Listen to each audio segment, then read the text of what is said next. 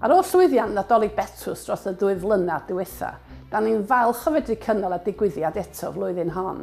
Nôl yn 2011, os newch chi gofio, cawsom sglerio ia.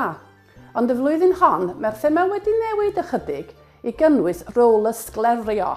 Wel, thema'r flwyddyn hon yw ffantasi'r pentra, sydd am gynnwys eira ffug ar y coed, ceirw byw ac am y tro cyntaf bydd asyn yn ymuno â nhw.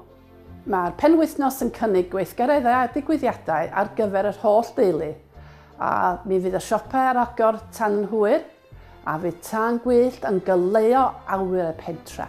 Mae'r gorymdaeth llusernau yn ôl ar y nos Sadwrn gan gychwyn am 5 o'r gloch wrth y neuadd goffa ac yn orffan wrth cael llan. Ac yn arwain bydd y band batala a plant yn cario llusernau maen nhw wedi creu eu hunan. Am fwy o wybodaeth, ewch i wefan Nadolig Betws, Facebook neu Twitter.